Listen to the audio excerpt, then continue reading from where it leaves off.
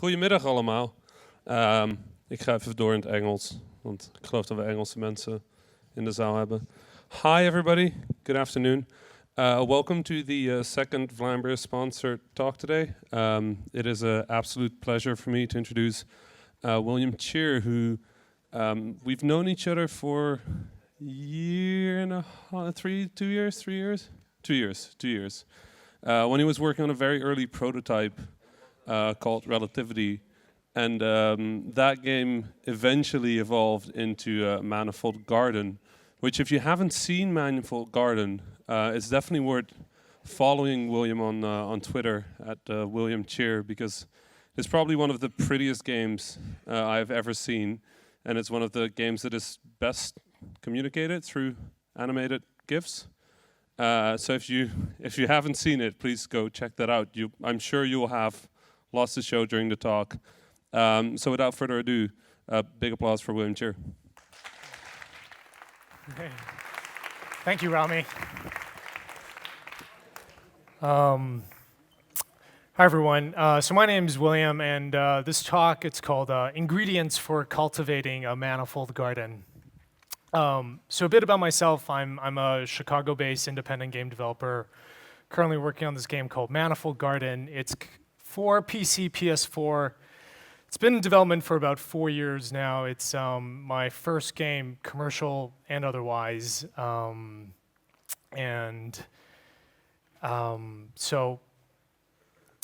been doing this mostly by myself. About 3 months ago, I brought on a programmer to help me out. So just to go over a bit of the outline for this talk, I'll start off talking about what is Manifold Garden, also some of my background and context for the game.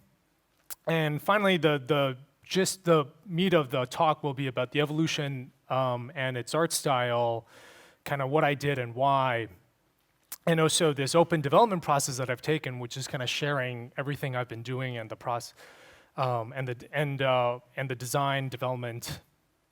So a few of the things, I'm not going to be talking about the level design of this talk, but I did give a talk at GDC called Level Design and Impossible Geometry, which you can find.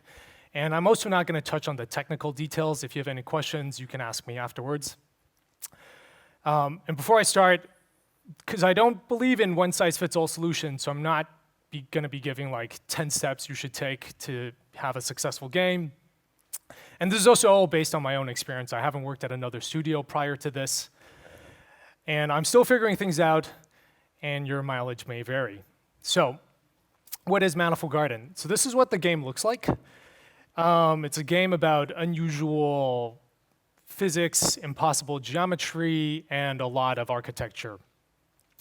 The game is a metaphor for the last 400 years of physics. You start off learning about gravity. You have the ability to walk on walls and ceiling. So you're sort of like Newton, kind of first discovering gravity. And by the end of the game, you're really thinking about the shape of the universe, like with Einstein and space-time. So the core mechanics are, one, this gravity shifting mechanic, and this 3D world wrapping. So the gravity shifting mechanic, if you've seen the film Inception, you might remember the scene in Paris where they fold the city in half and then start walking on the wall. So this is based on the M.C. Escher print, Relativity, and originally the game was actually called Relativity. So this is what it looks like in motion. You can basically go up to any wall and rotate onto that, and whatever surface is colored, that's your down at the moment. So you can see we have 6 different surfaces, they're all colored differently. Once you get outside, the world actually wraps around on itself, so this world actually repeats infinitely forever. All right, so before we get to the talk, I'm going to talk a bit about my background. I actually had studied physics in college and spent the summer working at the National Institute of Nuclear Physics in Italy. I also, alongside my physics studies, I actually joined a student circus. And this started because I wanted to learn how to juggle. And this doesn't seem like there's actually a relationship between math and jugglers. I'm not sure of the exact details, but within the population of jugglers, there's a higher proportion of mathematicians and physicists and engineers.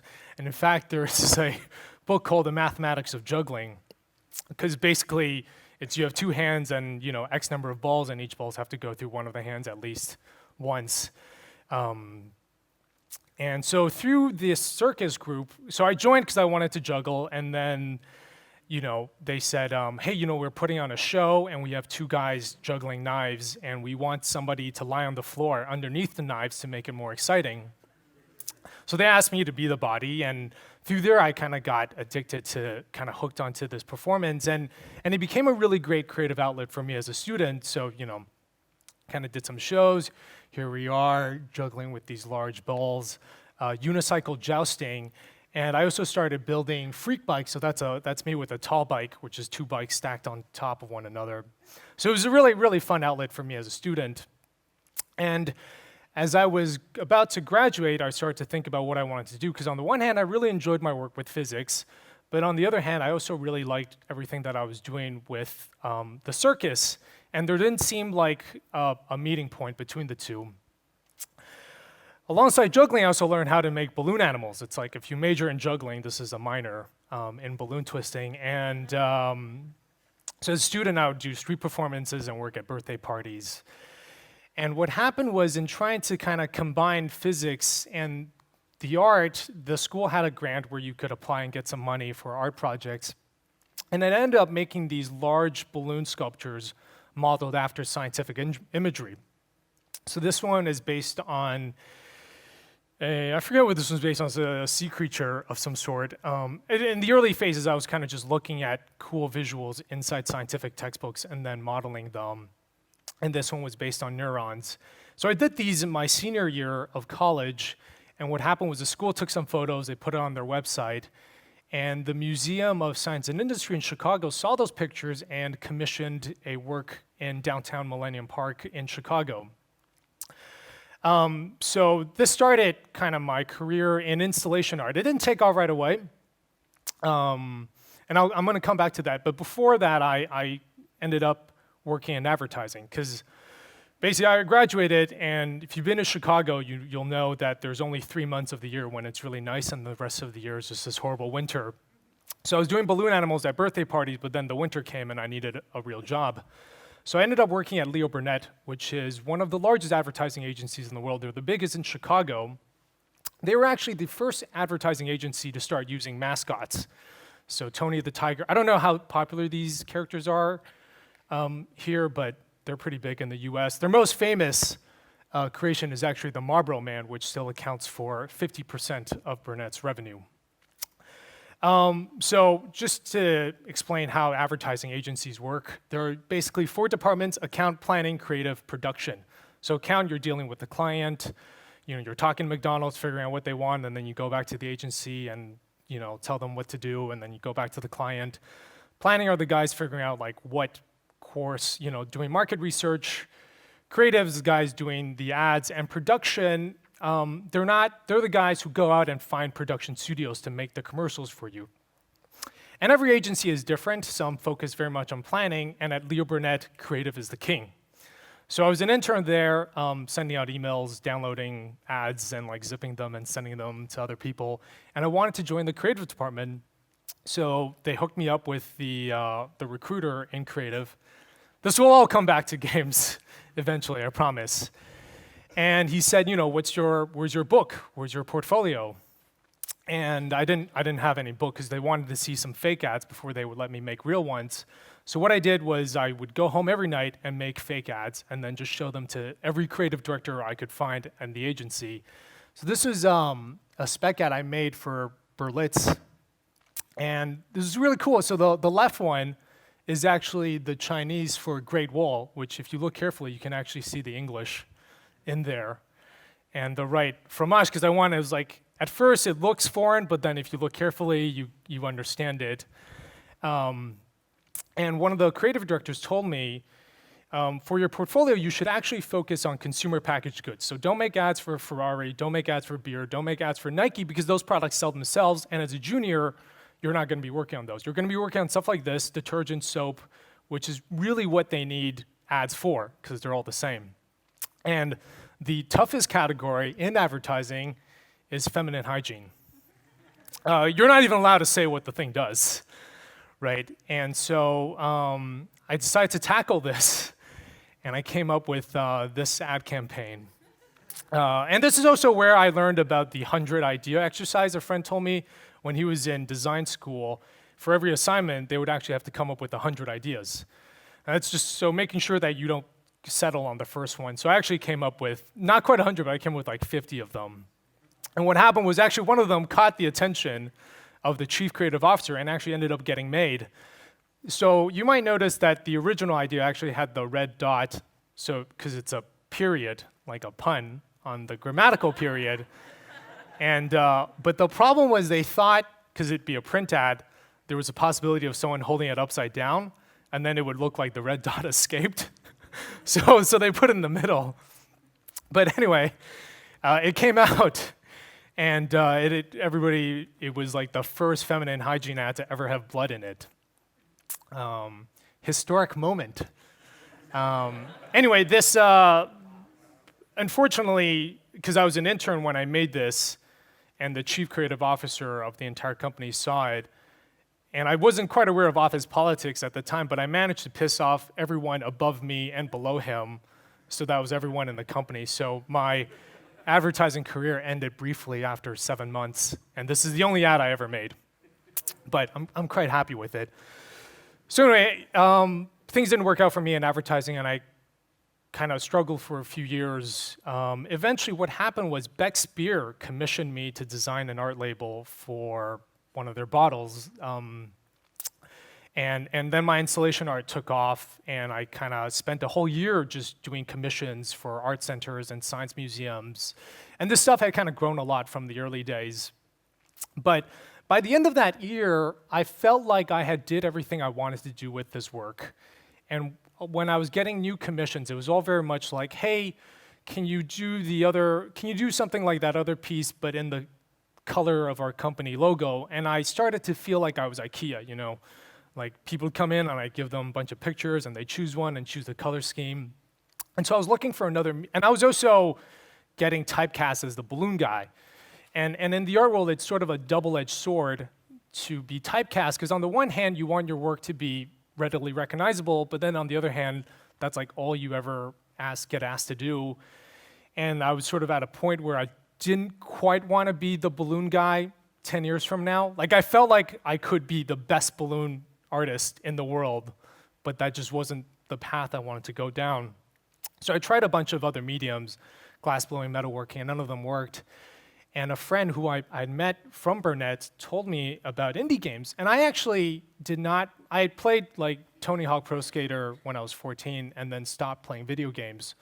So I didn't really know. So this was 2012, and he kind of told me about these games, Braid, Flower, Journey. And that was also when Indie Game, the movie, came out. And he was a Kickstarter backer, so he invited me over to watch. And when I saw John Blow talk about the medium of games, I was really inspired, and I felt like, okay, this seems like a really cool medium, and maybe something I can do.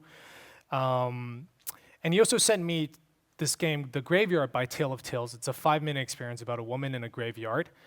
And right, like up until then, my perception of games was Mario and Tony Hawk Pro Skater.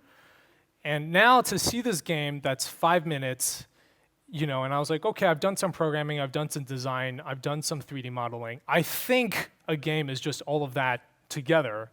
And if it's 5 minutes, I think I can do it. So I asked him, where do I buy games? And he told me Steam. And I downloaded Steam, and I had Portal in my library, because basically when Portal 2 came out a few years ago, Valve was like giving out Portal for free with the download of Steam. And I downloaded, and I signed up, but I never got around to it. And when I finally downloaded Steam, this was the only game in my library, so I played it. So I was like, okay, you know what, I'm gonna make a game, and this is my plan. So I was like, okay, we gotta find a mechanic, because I saw Indie Game the movie, and John Blow talked about mechanics. And I was like, okay, Portal was about 20 levels, so I think I'll make a game with 20 levels. I think a level takes about a week each, so I think this game will take me 3 months, and then it'll be successful. So I was like, okay, where do I go for mechanics? And I studied physics, and I don't know if it's the case here, but in North America, a lot of math textbooks in elementary school, they'll always have like lots of pictures of M.C. Escher. So his work I'd just seen for a long time. and Reluctant, I thought, okay, I want to make a work based on one of his work. Make a game based on one of his works. And Relativity, that seems like a cool mechanic. The mechanic of walking on walls. Let's make a game about that. So, in November 2012, over Thanksgiving weekend, it was a 4-day weekend. I sat down in Unity and I made this game. And I was just thinking, okay, this would be a way for me to learn the engine before I make like a cyberpunk MMO with time travel elements. Like this is just supposed to be a practice project. By the way, so at the bottom left, that's going to be the date, because I'm going to be going through the art style, and you can see at which time period this was in. So I made this, and I spent about 4 months on it, and I went out and I met some other game developers, and the Young Horses, they made Octodad. They're based in Chicago, so I met Phil Tibetosky, the CEO, at one of these meetups, and I said, hey, I'm working on this game, like maybe I can come by your office and show it to you. And I remember thinking, I was like, at this point, they had been working on this game for about 2 years, and I was like, I can't believe they haven't shipped this game yet. They obviously don't know what they're doing. And I thought I'd go into their office, and they'd be like, wow, this is amazing, you're a genius. And that was not what happened. Like, the game was a total disaster. They were telling me there were all these things that were wrong. But that was a very humbling experience, and it taught me very early on the importance of playtesting and getting feedback. So I was like, okay, well, my initial plan, this is not going to work. So let's going to revise it. So I'm going to focus on a core mechanic. So the other version, I remember I spent a lot of time trying to find this art style. Like, I'd spend 6 hours looking at trying to find the perfect wood texture. And I was like, okay, this time I'm just going to focus on gameplay, focus on strong puzzle design, and I'll check back in after 6 months. Like, we'll see if after 6 months, if it's good enough, I'll continue with it. If not, I'm going to go back and do installation art or something. The timing for this worked out quite well. So in the art world, they have these art residencies, which are pretty popular.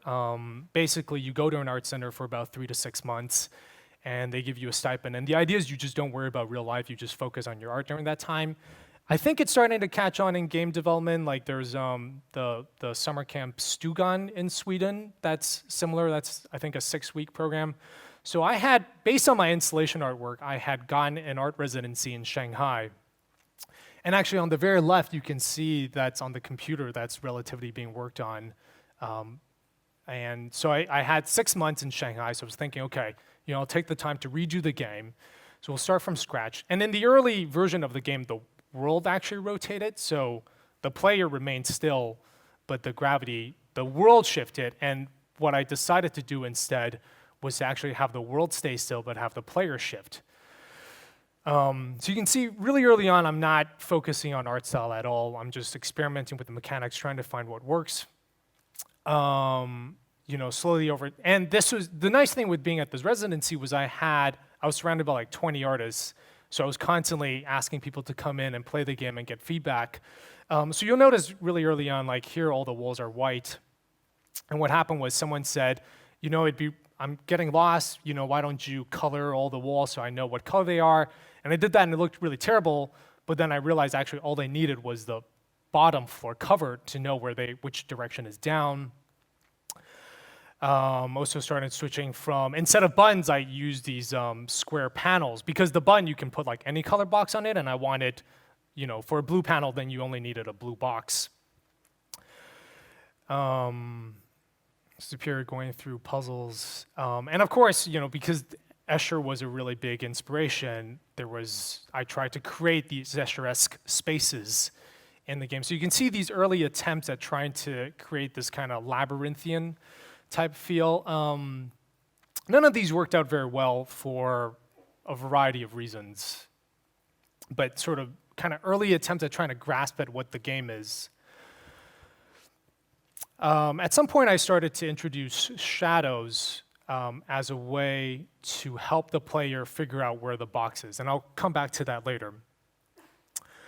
So after 6 months, I came back to Chicago. My residency ended, and during this time I knew I had a strong mechanic during one of the playtests in Shanghai because there was this artist from Austria, and I had him play the game, and I only had 6 puzzles. And at first he was speaking English, he was like, oh, okay, I see, this puzzle, I have to do this. And then around puzzle 3, he stopped speaking English and just started speaking German. And that was when I knew, like, on a foundational level, I had something really strong. So I think, okay, I got a few more puzzles, and I'll take one more year. And I've always actually been a huge fan of architecture. Tadao Ando is a Japanese architect and my favorite architect. And I started to kind of include some of his work in the game. So this is his 4x4 house, and you can see me trying to put that in the game. So this is at the point I still didn't know what the game was about. I was just trying to put these spaces. They didn't do anything, like these weren't part of a puzzle. They weren't, I guess you could call it a level, but there wasn't like a start or end point. And starting to kind of play with larger structures in the game.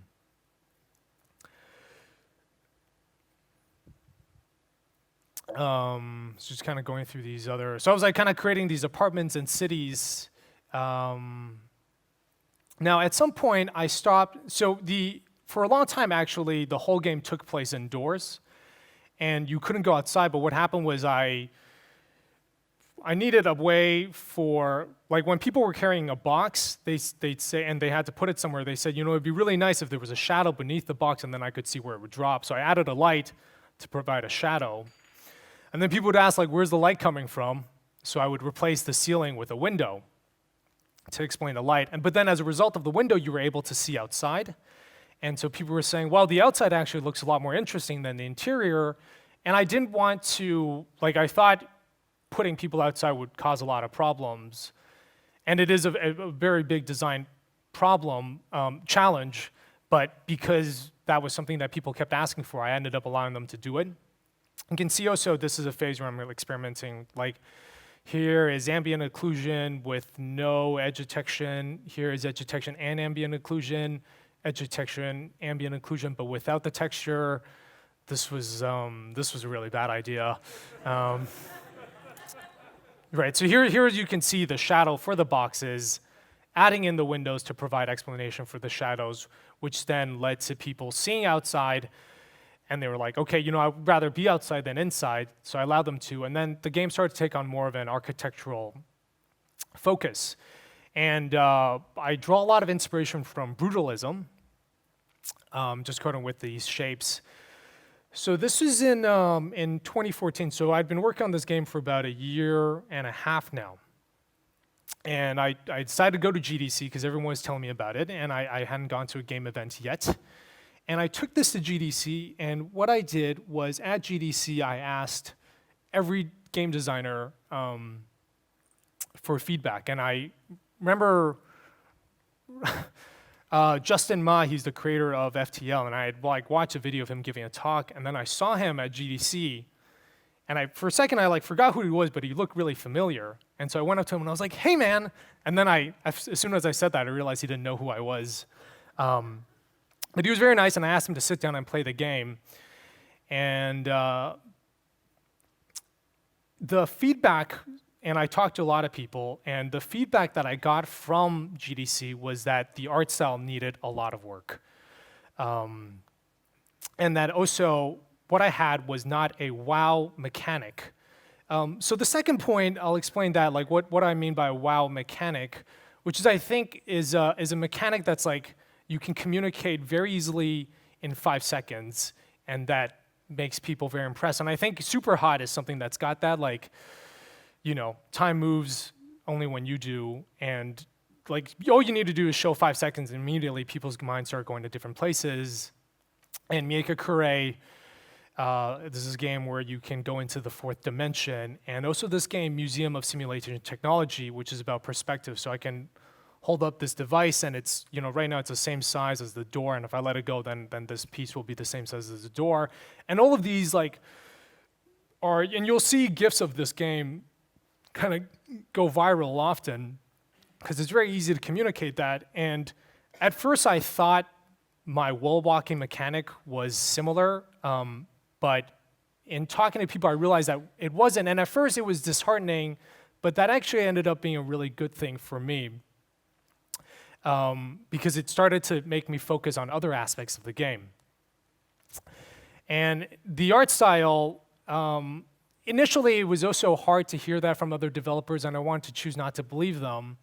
This is the very first press I ever got on the game. This is Chris Priestman, and this was for Indie Static, which no longer exists. And his comment is, despite Relativity looking like a bunch of other first-person puzzle games due to its focus on color cubes, square rooms, and predominantly gray-white palette, it's interesting enough to garner my attention. And so it was pretty clear I had a problem. Like, the game looked very generic. It looked like Portal, which is just like every other first-person puzzle game. So I decided after GDC that I would actually really spend a lot of time. I'll spend some time on shaders. And I decided to go with shaders as the focus because I cannot 3D model. And I also cannot draw, but I'm a pretty good programmer, and shaders feels like something that's very much in the programmer range. And it's also a post-processing effect, so you just like slap it on the camera and then everything looks good. So I found this image. So architecture was a big focus. So I started looking at old school architecture renderings, and I found this image online that I felt was kind of the look I was going for. So I did some Photoshop work and just colored the floor to be a single color. And I was like, this looks pretty good. Let's try to get that. Eventually, I didn't go with the dither because it's a post-processing shader. It's actually being rendered every frame, and so the dither ends up getting redrawn every frame, and it causes this like static effect, which isn't so great in motion. So we decided to go with a very clean look. So these are kind of the first attempts at it in the interior, and I thought they looked pretty decent. But it wasn't until we got outside that I started to feel like it had a really, really strong aesthetic. And so at this point, I started to get the feedback. The sky is too blank. Like, this is it's cool, but there's all this emptiness around it. So I'd played this game, BioShock Infinite, and it was very beautiful, but I did find it very frustrating because there were all these invisible colliders. Like, they created this beautiful world, but you couldn't go here and you couldn't go there. Versus a game like Skyrim, and I remember this is, so I hadn't played any Bethesda games before, and I'd played some open world like GTA, but nothing quite like Skyrim, where you see this mountain in the distance and then you can end up there. And that first time that happened was just mind-blowing for me. I was like, wow, that mountain, I can go there. And so what I wanted everything you can see in the game to be somewhere you can access. So this was an early, really bad attempt at trying to fill in the sky. And at some point, what I realized was so because you can change gravity, that means that there is no gravity should be biased. So that means I cannot have there's no objective up or objective down. So that means I can't have an infinite floor, because that would mean that's objectively down. So that means that the world of the game always has to be floating, which causes the problem of players falling off. And originally, the game would just fade you to black and respawn you. But what I did instead was I realized if I had the world repeat itself, then that solved the problem, because I can have stuff in the sky, so it's no longer empty, and then everything you can see, you can still get to, because it's really just the same world. These are some of the earliest versions of that, and it took a while to get the distance right. Like, this was way too dense, and now this was sort of just right. This is the first gift I posted about that, and that got a lot of attention. That was sort of when I knew I had something special with this. And you can see early on, the distance is actually quite far. So kind of started to focus more and more on these spaces. And this comment that I got a lot. And I was going around to different events and showing it to people and getting feedback from other developers. And they were like, okay, this looks a lot like Antichamber. And it's not a bad thing. Like, if you make a game, and I do it all the time, within 5 minutes, I'm just like, oh, it's like, Skyrim, but with dogs or something. And I was like, how can I distinguish myself from Antichamber? And this is minimalist edge detection.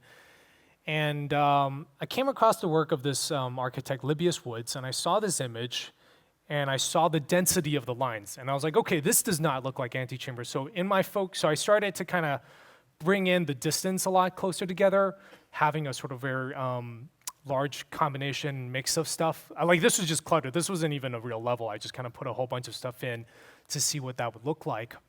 And I was like, okay, so this density of lines is really helping me out. That image is in the wrong spot. Oh, no, actually, no, it's not. So this is, right, I talked about drawing a lot of influence from Tadao Ando, who uses a lot of work with concrete. Now, this stuff works well. You'll notice that there's the texture on the concrete as well as the door, which is like human-sized. And so this creates a really great sense of scale because there is texture. Now, in my game, I don't have texture. So if I do a wall like this, it becomes problematic because it doesn't actually feel big because it's sort of just this one plane. Like scale is all about things have to be relative. Scale is relative, so you have to have something small in order to have something else to feel big. And since my game doesn't have other characters or like, chairs or tables, that sense of scale was lost. And so I started looking at the works of American architect Frank Lloyd Wright. So this is his work, Falling Water, Roby House, and you'll notice he's got this ton of ornamental details in these lines, and also his windows. And so I started to incorporate them, and that also, all of a sudden, that created kind of the amount, because I didn't have texture, this created kind of that small level of detail, which made the space feel big. So again, that level of detail was finally, I thought, was taking me away from antechamber, and started experimenting with light. Really strong shadows. And this next tip is actually the best tip I ever got about art style. And because at Indiecade in 2014, I'd go around to every developer with an image of the game on my phone, and I'd be like, here's my game, this is what it looks like, what can I do to make it look better? And Russell Honor, he's with the Arcane Kids, he told me screen space gradient. This is the best advice, and if you look at this game, Vane, from Friend or Foe, just look at that, it's blue and red. Blue to red, this is all they did, which is the screen space gradient. I started adding that and experimenting with it, and the game really started to feel different. Another influence is this work, Blame, by Japanese manga artist Utomo Nihei. And I've read this thing like 3 times and I still don't know what it's about, but it's full of these beautiful images of, he was trained as an architect, and you can see the influence here, sort of the density. The spaces. This is actually captured really well in this game, Naissance E, Lamas 5, and I started to kind of incorporate that into my own work as well. And so you can see this image, we've got the density of the lines, we've got the screen space gradient, the windows take from Frank Lloyd Wright, and then there's sort of that kind of cluster of architecture in Blame. I also want to touch on this. So during this time, I changed the name from Relativity to Manifold Garden.